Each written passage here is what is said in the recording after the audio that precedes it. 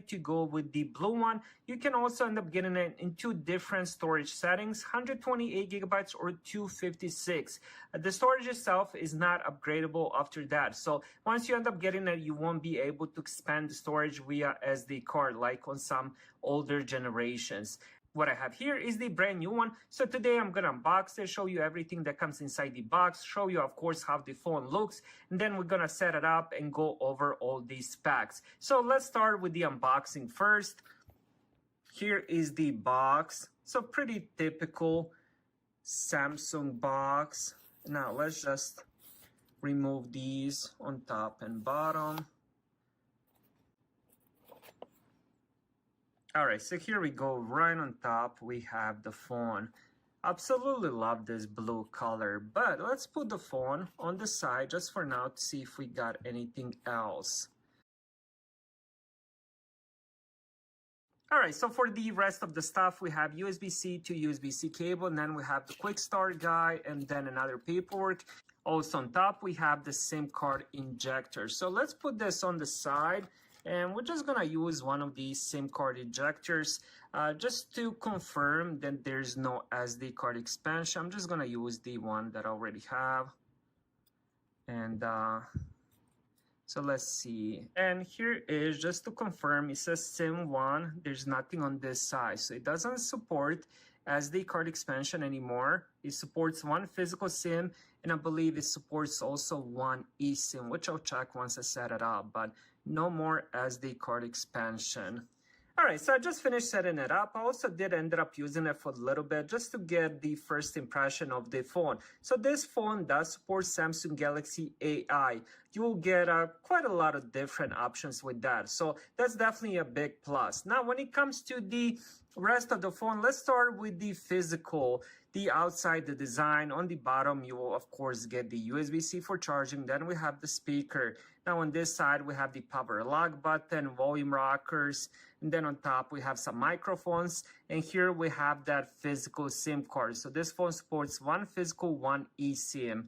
And that's about it. The rest of the phone is made of the aluminum, and I believe the back of it is glass. Now on the back of the phone, we do have triple cameras with the flash. Of course, we have the Samsung logo. Absolutely love this color. The phone itself feels really nice inside the hand. Definitely feels like a premium quality. Now let's talk a little bit about the display. When it comes to the screen, it has 6.7 inch, 2340 x 1080 pixels, 385 pixels per inch. This, of course, has the dynamic AMOLED display with 120 Hz refresh rate, 1900 nits of brightness. So this phone should be getting extremely bright. So just to give you a little bit of preview, but most of the times I'm probably going to end up using it at 20-30%. I think the display is really nice. And this is the regular wallpaper you end up getting once you set it up. I didn't make any changes. So this is pretty much everything you get. Out of the box, there really isn't any bloatware as long as you end up getting the unlocked version. The only apps I see are the Facebook, Netflix, and Spotify. The rest of the apps are either going to be by Google, which is pretty default, or the Samsung, again, which is pretty default on any Samsung device. When it comes to the hardware, this phone comes with the Exynos 2400E, 8 gigabytes of RAM, and when it comes to the storage, you can either get it with 128 or 256. You can't upgrade the storage later. So the performance-wise, I looked into the CPU, and it seems like a really good CPU. Also, 8 gigabytes of RAM is just enough. If you end up doing gaming, multitasking, and stuff like that, 8 gigabytes will be enough for anything you want to do with this phone. Now, this phone also comes with the latest Android, which as of today is Android 14. When it comes to the battery, we have 4700 milliamp. It charges wired at 25 watts, wireless at 15 watts. So it does have fast charging, and the battery seems to be large enough to last you at least a full day with medium to heavy use. So that's definitely another plus.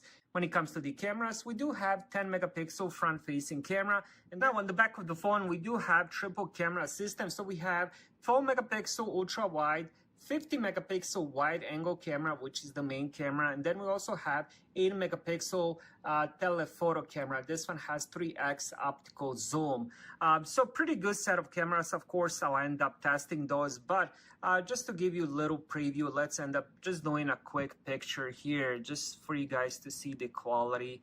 Let's do the picture of my Xbox and PlayStation 5. Now, I didn't end up doing any of the settings. I just wanted to show you the first photo. And let's even check this little bottom left corner I just ended up doing of my PS5 games. So from experience, it seems like a really good quality set of cameras. But again, I'll end up testing that more since this is just unboxing and I just ended up having it in my hands. So overall, this seems like a really good quality phone that looks amazing. You can end up getting quite a few different colors as well. It also does have some really good hardware, pretty good CPU, 8 gigabytes of RAM, 128 gigabytes of storage starting point. This, of course, is the 5G phone. And another thing that I absolutely love about this phone, it does support the physical SIM, and then you can also end up doing eSIM, so you can have 2 SIMs on this phone. And also, best of all, it does support that new Samsung Galaxy AI. Thank you guys for watching. Have a great day.